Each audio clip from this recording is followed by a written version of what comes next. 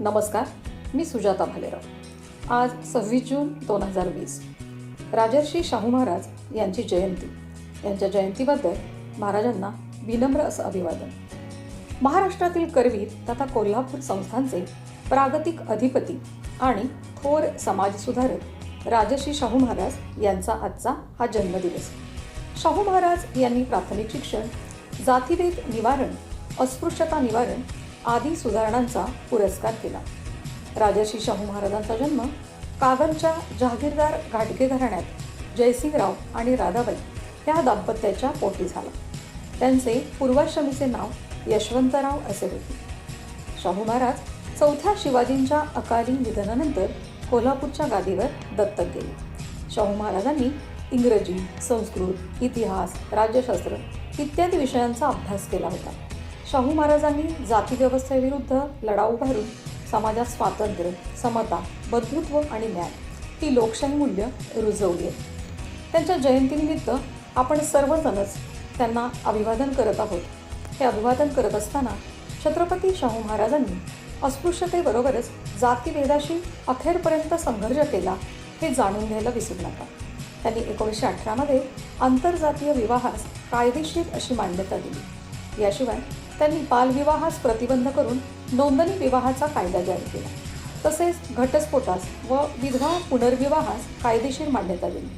त्यांनी मागासवर्गीय वर्गातील मुलींना व स्त्रियांना मोफत शिक्षणाची सुविधासुद्धा त्या काळात निर्माण केलेली होती आणि म्हणूनच आज अनेक महिलांना मोफत शिक्षण मिळत आहे।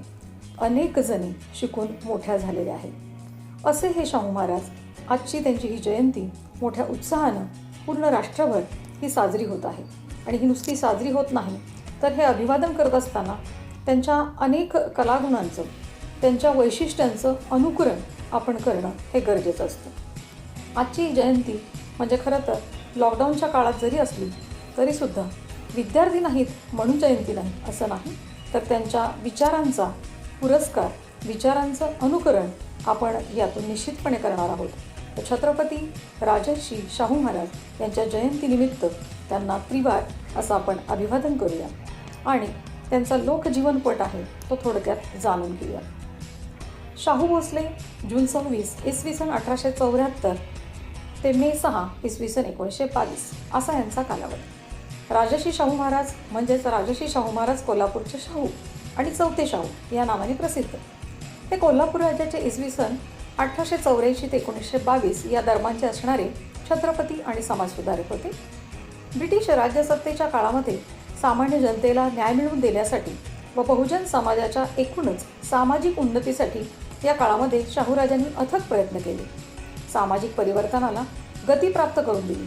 सनातनी वर्गाच्या विरोधाला न जुमानता त्यांनी दलित आणि मागासवर्गीय समाजाच्या विकासासाठी महत्त्वाची भूमिका निभावलेली आहे। त्यांचं जर आपण कार्य बघितलं तर त्यांचं कार्य फार महान आहे। शाहू महाराजांनी बहुजन समाजात शिक्षण प्रसार करण्यावर विशेष भर दिला। त्यांनी कोल्हापूर संस्थानात प्राथमिक शिक्षण सक्तीचे आणि मोफत केले। स्त्री शिक्षणाचा प्रसार व्हावा म्हणून त्यांनी राजआज्ञासुद्धा काढली होती। अस्पृश्यता नष्ट करण्याच्या दृष्टीने त्यांनी इसवी सन 1919 साली सवर्ण आणि अस्पृश्यांच्या वेगळ्या शाळा भरवण्याची पद्धत सुरू केली होती, नवे बंद केली होती। जातीभेद दूर करण्यासाठी त्यांनी आपल्या राज्यात आंतरजाती विवाहाला मान्यता देण्याचा कायदा केला।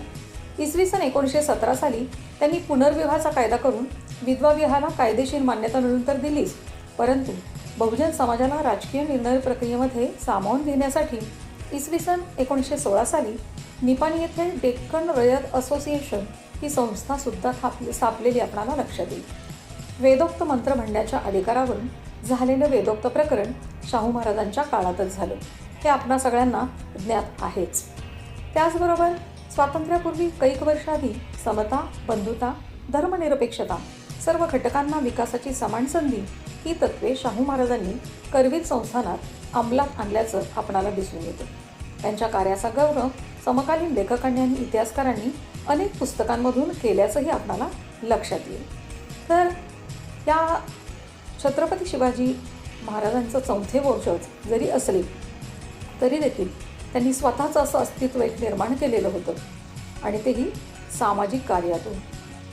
त्यांनी समाजातील आणि अस्पृश्य वर्गातील लोकांना आपल्या संस्थानामध्ये आरक्षणाद्वारे नोकऱ्या देण्याचा सुद्धा प्रयत्न केला आणि त्या दृष्टीने संपूर्ण भारतामध्ये त्यांना आरक्षणाचे जनक म्हणून गौरवण्यात येतं किंवा अजूनही त्यांना आरक्षणाचे जनक असंच संबोधले जातं. सामाजिक न्यायाची भूमिका घेऊन शाहू महाराजांनी सामाजिक समतेसाठी प्रयत्न केले.